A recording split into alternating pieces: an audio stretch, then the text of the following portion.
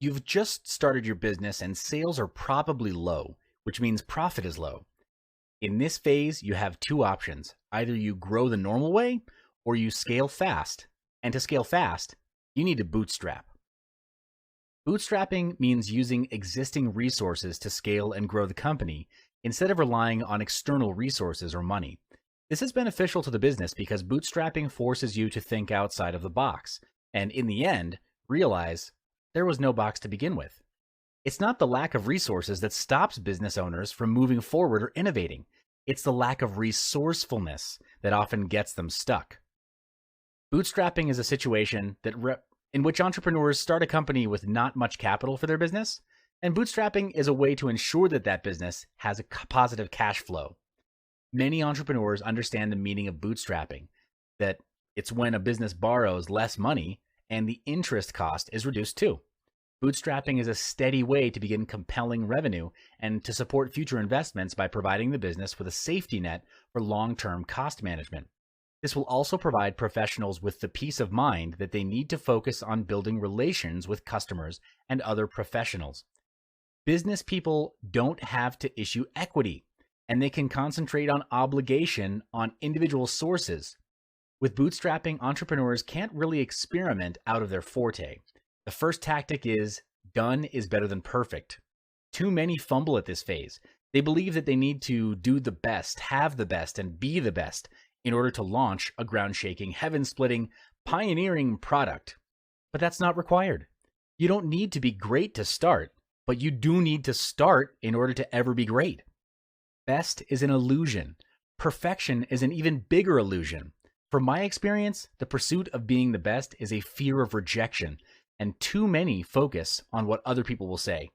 To get started, just get started. Get cracking. Put a time frame and have the product launch within that time frame. In business, if your product is an innovative product, you want to launch it before your competitors leverage off the first mover advantage. This advantage captures the first slice of the market pie, and when done right, it can establish either your position in the market or theirs. Which one do you want? Being perfect will kill your business and your idea because the key insight is this: version 1 is better than version none. In this module of Big Business Blueprint, you'll understand Tactic 3 as it refers to being innovative. This will help you as a business owner to constantly challenge your business. Tactic number 3, disrupt your own company, or your competitors will. This tactic translates into innovation. As a business owner, your worst enemy is yourself, your own mind. The moment you get complacent is the moment you stop growing. Your complacency is also your comfort zone, and there's only so much growth that can happen in your comfort zone. True story. I'm sure you've heard of Uber, an app that makes hiring an on-demand private driver easy. Today, in 2017, Uber is valued at over $66 billion. The entire core function of the business is built on the model of hiring drivers. But guess what their R&D department is doing? They're researching self-driving cars. This means that eventually customers will hire self-driven cars instead of on-demand drivers. If Uber was not disrupting themselves, then Google or Tesla would do it for them. The big picture is these 3 bootstrapping tactics are designed to make you and your company grow with the most effective use of resources. Be obsessed with growth because that's the quickest way to get to 7 figures. Everything grows, even in nature. Do you know how a lobster grows? The hard shell doesn't grow with the soft body of the lobster. So the hard shell is a fixed size. When the soft body of the lobster grows, it feels discomfort. It expands into all the space within the hard shell. It starts to get really uncomfortable until at a certain point, it knows that it needs to shed its current limiting shell. The lobster then finds a spot under a rock, exits from its hard shell, and waits under that rock for its new layer to harden and grow into its new stature and its new strength. That's how a lobster grows, but I think we can learn from it, and that's how our businesses can grow too. If opportunity doesn't knock, build a door. This quote from Milton Berle states that you need to create opportunities and form strategies that will aid in the growth of your million-dollar company. One way to construct a million-dollar company is to identify a pattern and scale it to the top. For example, Micah Adler, CEO of Fixu, a portable app designer, developed this company from under $1 million in revenue to over $100 million with just $17.6 million in funding and in only 3.5 years after its launch. Some startups begin without any monetization strategy, and that's rather risky if there's no long-term goal. Twitter is an example of this phenomenon, but there are countless other companies out there building up their free user bases, hoping that inspiration and consequently financial stability will eventually strike along the way. But most gainful organizations work from one of two conscious models. Either they pitch a ton of modest items to many individuals, or they pitch a couple of big ticket items to a more limited purchaser list. What's more important than choosing is having a defined plan for monetization. Knowing how you'll make money from the start will prevent wasted time spent hoping that something profitable will come together for you miraculously. Hitting $1 million in revenue during your first year is no small feat, and you certainly aren't going to achieve that goal with a team of underperformers. Yes, hiring slackers is cheaper and easier, but you'll pay for this convenience when your end of the year sales numbers come up short, and they definitely will, trust me.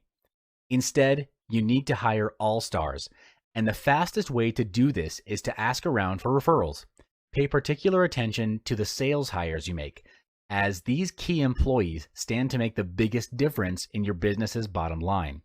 Finally, if you want to shoot for the revenue moon, you need to be absolutely militant about gathering data and acting upon the data, not your gut. When I approach an innovative marketing project, I prefer to work in short sprints of a few weeks or less, where we'll try something new, check the stats to see how the changes impacted revenue, and then either commit the changes or try a new test.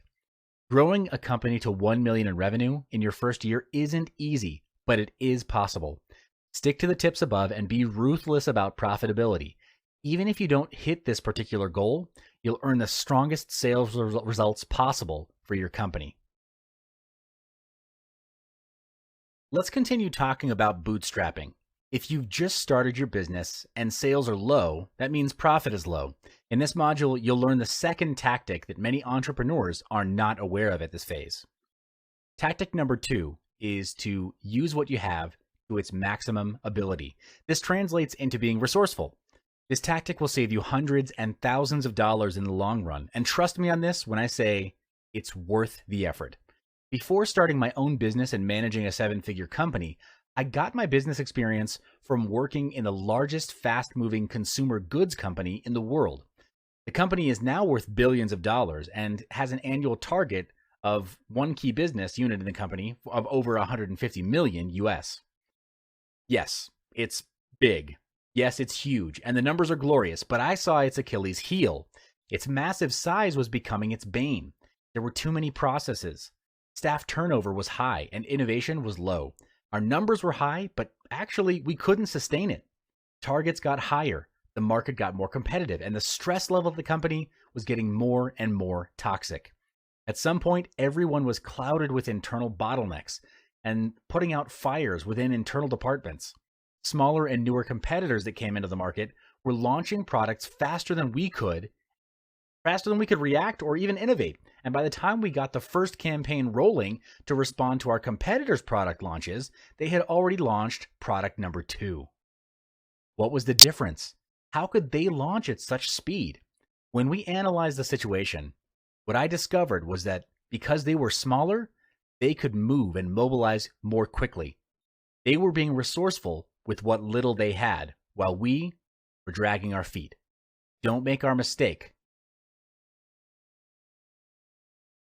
Strategy allows organizations to develop a clearer understanding of their own organization and what's required for them to succeed. It helps organizations understand their core capabilities, identify and address weaknesses, and mitigate risks. It can help organizations better design themselves so that they're focusing on the right things that are most likely to deliver the best performance, productivity, and profit both now and in the future. While strategy can be difficult for many organizations to commence, its benefits are far-reaching and many. From creating new business opportunities to streamlining the operations and engaging staff, a well-formulated strategy will enable increased growth, productivity, and profit, both now and into the future. Depending on where you are now in your business, a pay of $1 million may appear to be intimidating or very distant. The trick is to work backwards. That means if you want your business to earn $1 million a year, the business sales target per month is $83,333 a month, or $20,833 a week, or per day, $4,166. Now that there's some clarity, the next question is, where is the business now and what does the business need to reach that target?